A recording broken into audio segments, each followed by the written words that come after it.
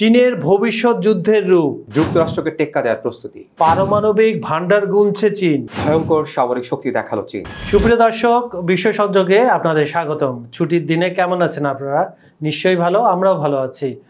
আপনাদের সঙ্গে রয়েছে আমি আজকে কাজল হায়দার, আর আমার সঙ্গে রয়েছে সিনিয়র সাংবাদিক প্রবীর বড়ুয়া চৌধুরী। প্রবীরদা, ছুটির দিনে বিশ্ব সংযোগে আপনাকে স্বাগত। ধন্যবাদ কাজল ভাই আপনাকে।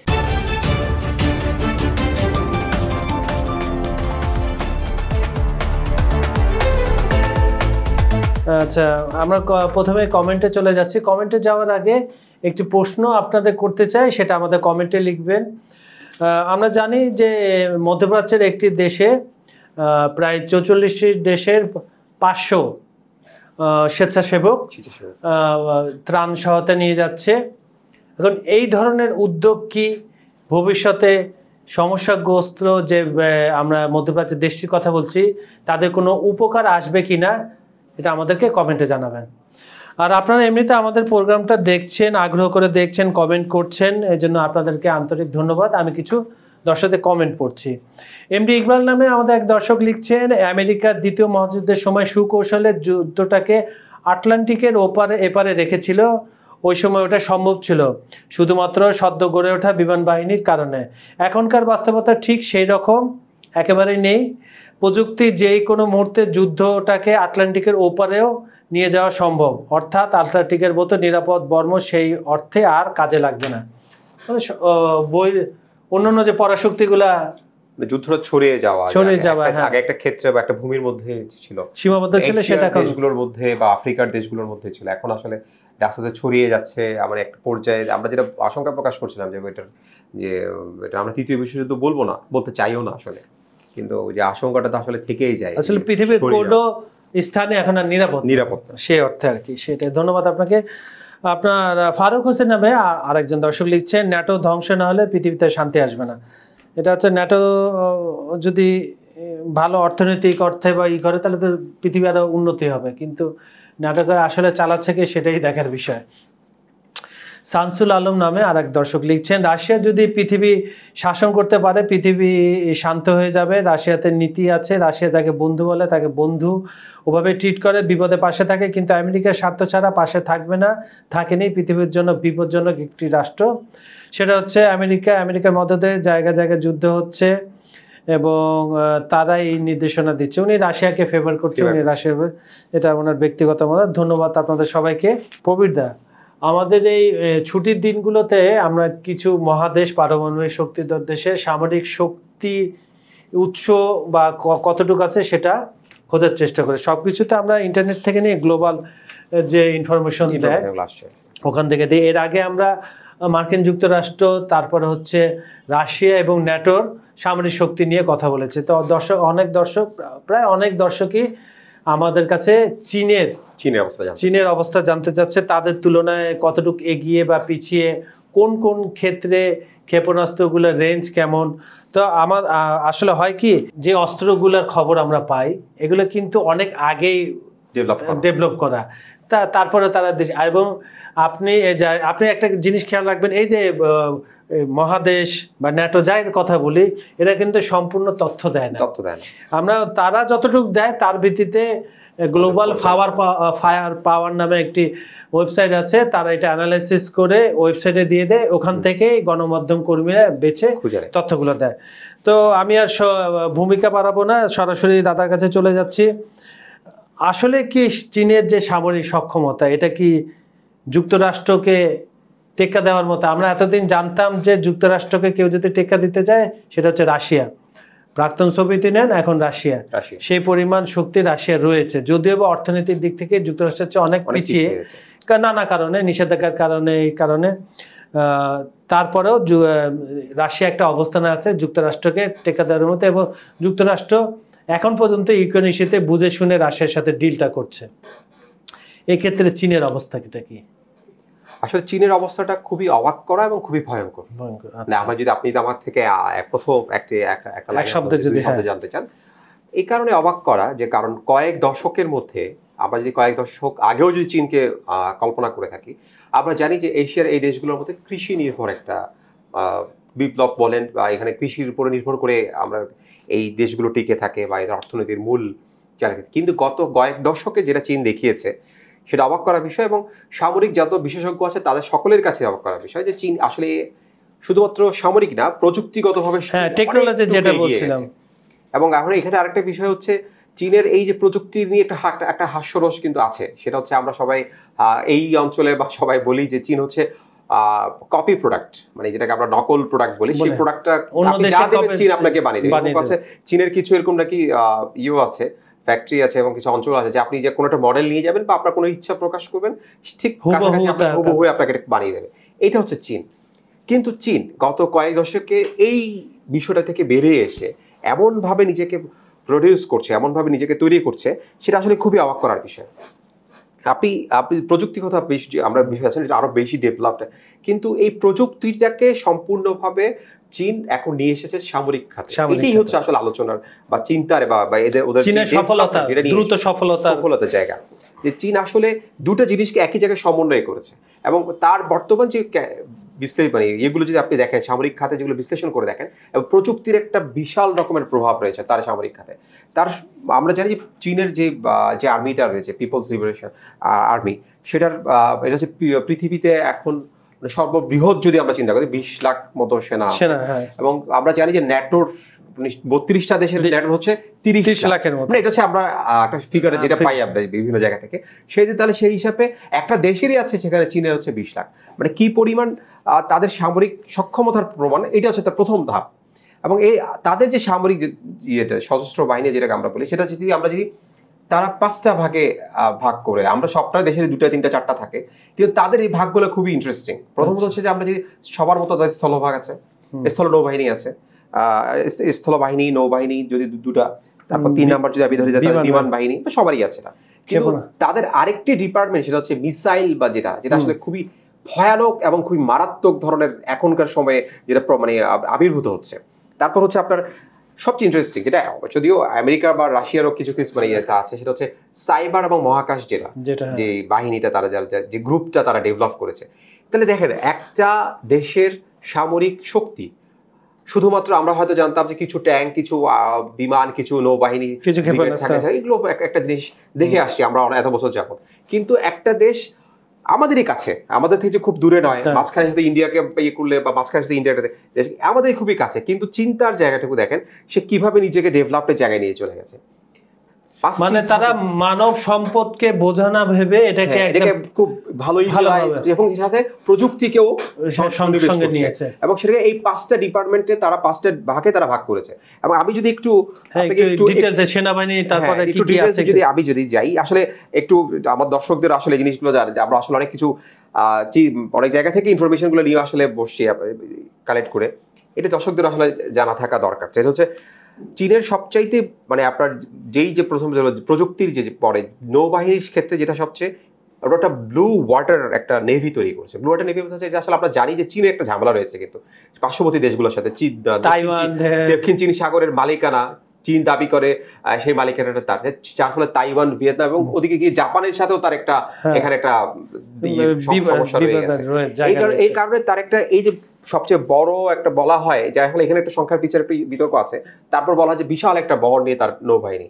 হ্যাঁ, এই যে তার ব্লু ওয়াটার নেভি তৈরি করা, এটা কিন্তু চারটিখানি কথা। এবং এইটাই আসলে চীন সাগর সহ পার্শ্ববর্তী জায়গাগুলোতে তার যে আমেরিকার যেই আমরা জানি আমেরিকা অনেকগুলো আপনার যে জাহাজ, অনেকগুলো বহর যেগুলো থাকে, এগুলোর সাথে কিন্তু একটা কাউন্টার দেওয়ার জন্য তার এই যে বহর সাজানো, এটা কিন্তু আমেরিকাকে আসলে একটা টেনশনে ফেলে দিয়েছে। আমেরিকা নাই, অত্র অঞ্চলে সবাইকে একটা টেনশনে ফেলে দিয়েছে। তারপর তার যদি আমরা যদি ফাইটারের দিকে যাই, মানে অনেকগুলো ফাইটার, আপনি যেহেতু নৌবাহিনীর কথা বলছেন, এয়ারক্রাফটের কথা বলছেন, এয়ারক্রাফট ক্যারিয়ার যাকে বলে, এখানে মার্কিন যুক্তরাষ্ট্রে ছিল 12টা, এদের 3টা, সংখ্যায় কম হলো যেগুলো আছে লিয়াংওয়েন, শ্যান্ডং ও ফুজিয়ান। টাইপ বি ডেস্ট্রয়ার 355টি, যার ক্ষমতা যুক্তরাষ্ট্রে এই যে যুদ্ধ জাহাজের সমকক্ষ, মানে অনেক ক্ষেত্রে সংখ্যায় কম কিন্তু সক্ষমতায় কিন্তু অনেকটুকু মানে কাভার দেয়। এটা কিন্তু আসলে বিষয় হচ্ছে আমরা যখন বিশ্লেষণগুলো দেখি তখন দেখি যে চীন আসলে অনেক জায়গায় যেখানে ফিগার মানে সংখ্যায় যেতে পারছে না, সেখানে তার সক্ষমতাকে সে বাড়িয়ে নিচ্ছে। এটা কিন্তু এক ধরনের একটা ক্যালকুলেশন। এই ক্যালকুলেশনটা আসলে তারা অনেকভাবে অনেক দিন যাবত করছে, অনেক ধরনের গ্রাউন্ড ওয়ার্ক আছে এখানে। তারা আমেরিকাকেই একমাত্র প্রতিদ্বন্দ্বী ভাবছে এই মুহূর্তে, যে আমেরিকা ইউএসএ কে প্রতিদ্বন্দ্বী ভেবে তারা তাদের গ্রাউন্ড ওয়ার্ক থেকে তারা তাদের এটাকে তৈরি করছে। আপনার কথায় আপনার নিশ্চয় মনে আছে আমেরিকার সবচেয়ে দুর্ধর্ষ যেটা শুধু মার্কিন যুক্তরাষ্ট্রে ছিল B2, যে জাহাজটা রাডার ফাঁকি দিয়ে, আপনার মনে আছে ইরানে 18 ঘন্টা ট্রাভেল করে মেরে আবার চলে গেছে। সেই আদলে কিন্তু আপনি যে কপি পেস্টের কথা বললেন সেই আদলে কিন্তু তারা করে ফেলেছে। সক্ষমতা উই ডোন্ট নো কতটুকু সক্ষম, কিন্তু তারা কিন্তু অলরেডি এটা প্রদর্শনে দেখাতে পেরেছে। এটা বিষয় হচ্ছে আপনি যদি এটা যদি আপনি যুদ্ধ শুরু না হওয়া পর্যন্ত আসলে সক্ষমতার বিচারটা আসলে করা যায় না। কিছুটা আমরা পেয়েছি। আপনি যদি মনে করেন ভারত পাকিস্তানের যে 4 দিনের সংঘর্ষ বলেন, যুদ্ধ বলেন, খণ্ডকালীন যুদ্ধ বলেন, সেখানে কিন্তু আকাশ পথে যে বিমান ব্যবহার করেছে পাকিস্তান, চীনের J-10, সে চীনের J-10 দিয়ে ইউরোপের যেটা বলা হয় এলিট প্লেন, যেটা রাফাল, ফ্রান্সের তৈরি, খুব বিশাল বড় কোম্পানি, তাদের কিন্তু ইন্ডিয়া সেটা ব্যবহার করেছিল এবং তাকে কিন্তু ভূপাতিত করেছে। সংখ্যা আমরা যাব না, সংখ্যা আমরা জানি না, কিন্তু ভূপাতিত হয়েছে সেটা আমরা জানি। কিছু কিছু আমরা দেখতে পেরেছি। এবং ইরান এবং আরেকটা দেশের মধ্যে যে সংঘর্ষ হয়েছিল সেখানে কিছু ক্ষেপণাস্ত্র চীনের বলে দাবি করা। হ্যাঁ, এখানে আমরা কিন্তু জানি যে রাশিয়ার সাথে এখন শোনা যাচ্ছে, আসলে কোনো পক্ষই আসলে বলে না, কারণ রাশিয়া ইউক্রেনের যুদ্ধে অনেক কিছু চীনের ব্যবহার করা এখানে শোনা যাচ্ছে। ইরানের সাথে কিন্তু চীনের একটা তৈরি হচ্ছে যে পারমাণবিক অনেক কিছু নিয়ে, এখানে আসলে গোপনে তো অনেক কিছুই হয়, প্রকাশ্যে অনেক কিছু বলে না।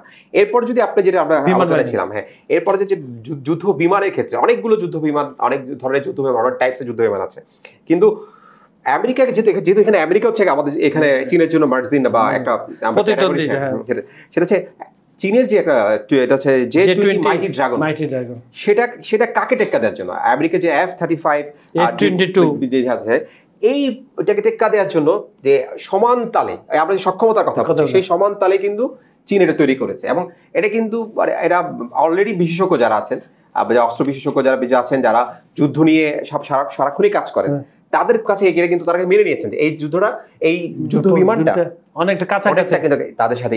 আচ্ছা, আপনি একটু সোয়ার্ম ড্রোনের একটু সক্ষমতা বলেন, এটা নতুন প্রযুক্তি, কি প্রযুক্তি দিয়ে তৈরি? এটা আসলে প্রযুক্তি আমি এই পরে আসে ড্রোন, এই যে তাদের যে ড্রোনের যে সক্ষমতা, এটা আসলে খুব চিন্তায় ফেলে দিয়েছে এই যে সোয়ার্ম ড্রোনটা। তাদের আকাশে মানে এটা এমন অবস্থা যে আসলে তাদের যুদ্ধক্ষেত্রের মানে গেম চেঞ্জ করে দিতে পারে। এর সবচেয়ে বড় বিষয় হচ্ছে এটা আসলে ফাঁকি দেওয়ার জন্য, মানে খুব রাডার ব্যবস্থা ফাঁকি দেওয়ার জন্য বলছে, এটা আসলে আমাদের তথ্য পাওয়া যায় রাডার ফাঁকি দেওয়ার জন্য। এই যে চীনটা ধারণাটা করে, এটাই তো অনেক আগে, কেন এই শুরুতে একটা কথা বলছিলেন, আমরা কিন্তু অনেক 4-5 বছর পরে বা 2-3 বছর পরে, 3 বছর আগের ডেভেলপমেন্ট আমরা এখন যাচ্ছি। আমরা কিন্তু গতকালকে কি ডেভেলপমেন্ট হয়েছে সেটা কিন্তু আমাদেরকে কোনো ইয়েতে কিন্তু আমাদেরকে এটা জানানো হয় না। বিভিন্ন দেশ, যেমন আমি আপনাকে বলি যে F-35 যুক্তরাষ্ট্র কথা বলা, এটা কিন্তু 20 বছর আগে, 20 বছর আগের একটা, এটা তো জেনারেশন চেঞ্জ হচ্ছে। এবং সক্ষমতা আসলে এটা সামরিক কৌশল, কেউ কারো সক্ষমতা সম্পূর্ণ জানান দেয়, যতটুকু প্রয়োজন ততটুকু জানান দেয়। এরপরে সবচাইতে মানে বুদ্ধিদীপ্ত এবং সবচাইতে মারাত্মক যেটা অস্ত্র, সেটা হচ্ছে তাদের মিসাইল, যেটা থেকে ধরা হচ্ছে, এবং তাদের পারমাণবিক মানে অস্ত্র বহনে সক্ষম এরকম কয়েকটি মিসাইল তাদের আছে। এবং সবচাইতে বড় যেটা সমস্যা আসলে যুদ্ধের ক্ষেত্রে, চীনের সাথে যদি ইউএসএ যুদ্ধ কখনো বেঁধে যায়, সব ক্ষেত্রে যেটা হবে এখানে হচ্ছে এয়ারক্রাফট এগুলো ক্যারিয়ারগুলো নিয়ে যত টেনশন, মানে আমেরিকার কিন্তু অনেকগুলো এয়ারক্রাফট ক্যারিয়ার বাইরে সাগরে ঘুরছে, সাগর মহাসাগরে। এই জন্য আপনার এই কথায় আমি রিপোর্টটা দেখছিলাম, ওদের যে চীনের যে DF-31, এটা যে কোনো জায়গায় যে মার্কিন ঘাঁটিগুলো আছে, ঘাঁটিগুলোতে এই মার্কিন ঘাঁটি, এবং এগুলো যতটুকু জানলাম সেটা হচ্ছে এগুলো তৈরি করা হয়েছে কিন্তু যতগুলো এয়ারক্রাফট ক্যারিয়ার আছে সেগুলোকে কিভাবে অ্যাটাক করা যায়, কিভাবে। এবং সবচেয়ে বড় যে সমস্যা এই ক্ষেত্রে, এখানে কিন্তু আপনি আকাশ প্রতিরক্ষা ব্যবস্থার কোনো ধরনের এই সুযোগ থাকছে না। এই সুযোগটা কিন্তু চীন ভালো মতোই জানে, এবং তার যতগুলো ইউএসএ যতগুলো বাইরে মানে এয়ারক্রাফট ক্যারিয়ার আছে বা ঘাঁটি আছে, সেই ঘাঁটিগুলোকেই টার্গেট করে তার এটা পারণ। এবং এটা কিন্তু একটা জিনিস মানে আমি পর্যালোচনা করতে গিয়ে যেটা পেলাম সেটা হচ্ছে তাদের এই বিষয়টা, মানে প্রত্যেকটা জিনিস বানানোর পিছনে প্রত্যেকটা টার্গেট তাদের তৈরি করা আছে, এবং কোনটা কোন কারণে বানানো হচ্ছে, কোনটা কোন বিষয়ে বানানো হচ্ছে, এটা কিন্তু মানে অযথা বানানো না, শুধু বানিয়ে অর্থ খরচ না, প্রত্যেকটা পিছনে তাদের একটা বিশাল একটা পরিকল্পনা কাজ করছে, তাদের একটা টিম তো অবশ্যই কাজ করছে। কিন্তু এই জিনিসটা আমি কেন বানালাম, এই জিনিসটা থেকে আমার উদ্দেশ্যটা কি, এইটা হচ্ছে তার আগে উদ্দেশ্য এবং তারপর সক্ষমতা দুইটাকে সমন্বয় করেছে। এই বিষয়টা আসলে মানে তাদের এই যে মানে আমি যেটা বলছিলাম যে এদের মিসাইলটাকে নিয়ে কিন্তু আসলেই আন্তর্জাতিক পর্যায়ে বা এই পশ্চিমাদের কাছে এই যে এই তাদের মিসাইল এটা কিন্তু সক্ষমতা খুবই আসলে টেনশনের বিষয়। তারা কিন্তু যা বলছে চীন তা কিন্তু চীন করে দেখাচ্ছে। এইটা সবচেয়ে আপনার এই মিসাইলের মধ্যে থেকে আমি একটা কথা দিয়ে শেষ করতেছি, সেটা হচ্ছে আপনার মার্কিন যুক্তরাষ্ট্র কি করে, তাদের যে এয়ার ক্যারিয়ার ক্রাফটার গুলো আছে সেগুলো রণতরী আমরা যেটা বাংলায় বলি, সেগুলো বিশ্বের বিভিন্ন সাগরে ছড়িয়ে ছিটিয়ে আছে এবং সেখান থেকে তারা ডমিনেট করে। ধরেন কোনো মধ্যপ্রাচ্যে কোনো দেশে হামলা করবে, সেখান থেকে ক্ষেপণাস্ত্র পাঠালো বা প্লেন যে অ্যাটাক করলো। চীনের যে DF-41, 31 এবং 17 যে ক্ষেপণাস্ত্রগুলো কথা বলা হচ্ছে এগুলোকে ধ্বংস করার জন্য। তার মানে আপনি যেটা বললেন যে নির্দিষ্ট একটা কিছুকে টার্গেট করে আমি এই ক্ষেপণাস্ত্রটা বানিয়েছি, এটা অযথা বানায়নি। তার এই বিষয়গুলো আসলে মানে খুব আমার কাছে এখন যেটা মনে হচ্ছে সেটা হচ্ছে তার এই বিষয়গুলো তার মানে কয়েক বছর পরে দেখেছি যে 2049 সালে তার একটা ওয়ার্ল্ড ক্লাস আর্মি তৈরি করার যে প্রোগ্রাম। এবং এই ক্ষেত্রে আরেকটা জিনিস যে আমরা শুরুতে বলছিলাম যে অনেকগুলো ভাগের মধ্যে 5টি ভাগের মধ্যে তাদের যে সাইবার যে মহাকাশ যে তাদের যে ইউনিট, এটা সর্বশেষে আসবে। এখন কিছু দর্শকদের বলেন এটা চমক হিসেবে রাখেন। আমি আপনার কাছে ওদের পারমাণবিক শক্তি সক্ষমতা একটু জানতে চাচ্ছি। পারমাণবিক শক্তি সক্ষমতা আসলে যেটা হচ্ছে এটা আসলে ফুললি তো মানে একদম স্বীকার করে নেয় না, যে ওদের ধারণা করা হয় যে 600-র মতো পারমাণবিক হেড আছে, তাদের একটা পারমাণবিক ওয়ারহেড আছে। কিন্তু আপনি যে আমার কাছে যেটা আমরা অলওয়েজ করি যে 600 যেটা বলছে 2 থেকে 3 বছরের আগের হয়তো সেই ক্ষেত্রে এটা আপনি আরো 200-100 এর সাথে যোগ করে নিতে পারেন। এবার এটার উপরে ধারণা করতেছে বিশেষজ্ঞরা যে 2030 সালে প্রায় 1000 ছাড়িয়ে যাবে। 1000 ছাড়িয়ে যাবে, এটা 1000 ছাড়িয়ে যাবে। কারণ হচ্ছে আপনার যদি বলেন রাশিয়া সর্বোচ্চ 6000-এর উপরে, তারপরে মার্কিন যুক্তরাষ্ট্র 5000-এর কাছাকাছি, তারপরে কিন্তু চীনের অবস্থান মানে এইটা একটা সবচাইতে বড় যে কারণ আপনি যে গত 2 দশকের তাদের ডেভেলপমেন্ট দেখেন, তারা কিন্তু আর 2 দশক যদি আর সময় 2 দশক নেবে না, আমার কাছে এটা মনে হচ্ছে তাদের আরো যদি 10 বছরের মধ্যে যদি আপনি এই ডেভেলপমেন্টটা কিন্তু মারাত্মক পর্যায়ে পৌঁছে যাবে। এটা আসলে কোথায় গিয়ে পৌঁছাবে আসলে চীন হয়তো তার একটা হিসাব আছে, চীন ছাড়া আসলে কেউ জানে না। সেই আফটার 10 ইয়ার্স, কারণ 2049 সালে কিন্তু সে একটা টার্গেট দিয়েছে, 2049 সালের মধ্যে তার যে সামরিক শক্তি সে কোথায় নিয়ে যেতে চায়, ওয়ার্ল্ড ক্লাস মিলিটারি। আচ্ছা, আপনাকে আমি একটা কথা বলি, আপনি যদি দ্বিমত করতে পারেন অবশ্যই দর্শকদের জানাবেন। সেটা হচ্ছে একটা সুপার পাওয়ার হতে হলে ওই দেশটাকে কোনো যুদ্ধে না জড়িয়ে, কোনো সংঘাতে না জড়িয়ে তার অভীষ্ট লক্ষ্যে পৌঁছানোর কথা। আপনার কি শেষে মনে পড়ে যে চীন কবে যুদ্ধ করেছিল? করলেও আপনার যে তলোয়ার ঘোড়া দিয়ে করেছিল এই ধরনের, বা তাইওয়ানের সাথে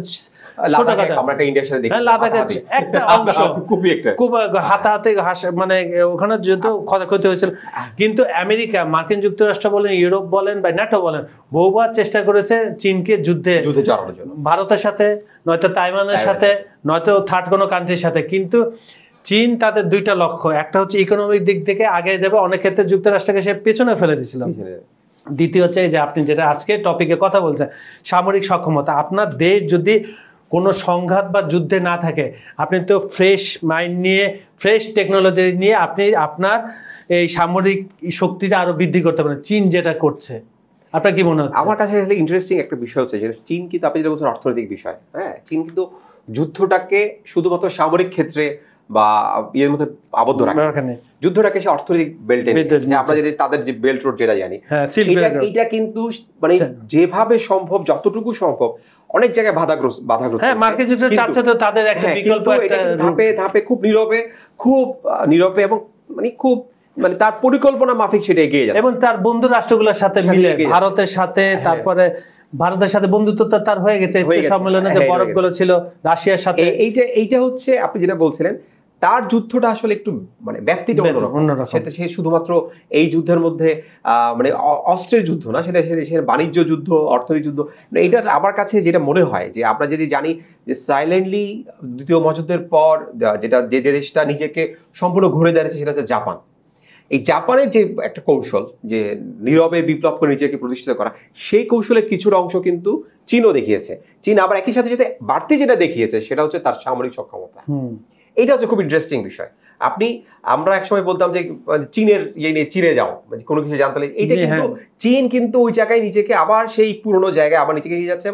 এবং আমার কাছে যেটা মনে হচ্ছে চীন এমন একটা স্টেজে নিজেকে নিয়ে যাবে, সেটা হচ্ছে আপনি চীনকে চাইলেই মানে অ্যাভয়েড করতে পারবেন না। আপনি যেমন এখন রাশিয়ার বিরুদ্ধে 16,000 দিচ্ছেন, চীনকে হয়তো চেষ্টা করছে ওর দেশ 100%, 200%, 300% শুল্ক দিয়ে তাকে ঠেকানোর চেষ্টা করা হচ্ছে, যেটাই করুক, অনেক অবাস্তব শুল্ক দিয়ে ঠেকানো হচ্ছে। কিন্তু চীনের মার্কেট কিন্তু আপনি বন্ধ করতে পারছেন না। এইটা হচ্ছে চীনের সবচেয়ে সক্ষমতা জায়গার নিজের জায়গাটা এমনভাবে তৈরি করেছে, চীনকে বাদ দিয়ে আপনি কালকে সকালে অন্য কিছু চিন্তা করতে পারবেন না। আপনি ইলেকট্রনিক্স এতে যান, প্রযুক্তিতে যান, ঘুম থেকে যান, যেখানেই যান, চীনকে আপনাকে একটা সেকেন্ড পার্ট বা অপশন হিসেবে রাখতে হবে। আমরা আপনার সামনে যে মোবাইলটা দেখছি এটাই কিন্তু ওখান থেকে হয়ে বিভিন্ন ব্র্যান্ডের নামে আমার এখানে আসছে। এবং চীনের ইভেন সবচেয়ে বড় সমস্যা যে চীনের, আপনি চীনের যদি ধরেন টিকটক বলেন, সেটা হচ্ছে আপনি যদি চীনের যে বিভিন্ন কোম্পানি, আমরা যে জানি চীনের যে মোবাইল কোম্পানিগুলো কিন্তু অনেকগুলো চীন আমেরিকার মধ্যে কিন্তু এক প্রকার নিষিদ্ধ হয়ে বলা চলে, বিভিন্ন রকম বিধিনিষেধের মধ্যে তাদের যেতে হয়। চীনকে বলা হয় রিভার্স ইঞ্জিনিয়ারিং এর মাস্টার্স। তারা ড্রোন থেকে শুরু করে যে কোনো জিনিস, একটা শত্রুর পক্ষে কিছু একটা জিনিস হাতে লেগে গেলে ওটা হচ্ছে রিভার্স ইঞ্জিনিয়ারিং করে। এই সক্ষমতা আরো দুইটা দেশের আছে, একটা তুর্কি আর একটা হচ্ছে ইরান। এই জন্য তাদের ড্রোন ব্যবস্থা এত ভালো। এই রিভার্স ইঞ্জিনিয়ারিং কে তারা একটা শৈল্পিক পর্যায়ে চীন নিয়ে চলে গেছে। তো সুপ্রিয় দর্শক, চীন নিয়ে বলতে গেলে আসলে শেষ হবে না।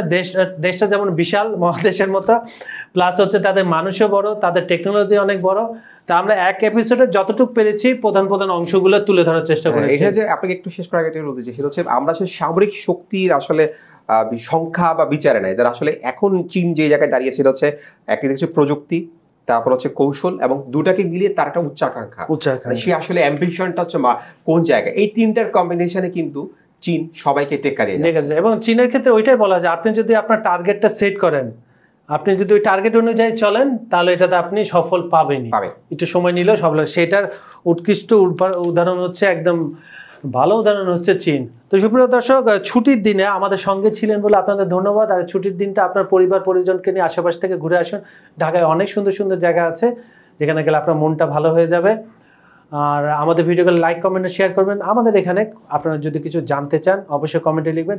আবার ধন্যবাদ জানাচ্ছি, আপনারা আমাদের অনুষ্ঠানটা দেখছেন, পছন্দ করছেন, কমেন্ট করছেন। দুঃখ প্রকাশ করছি, সমস্ত কমেন্ট পড়ার আসলে আমাদের সময় হয় না, এই জন্য দুঃখ প্রকাশ করছি। আজকের মতো এখানে বিদায় নিচ্ছি। সবাই ভালো থাকবেন, সুস্থ থাকবেন, নিরাপদে থাকবেন। ধন্যবাদ সবাইকে।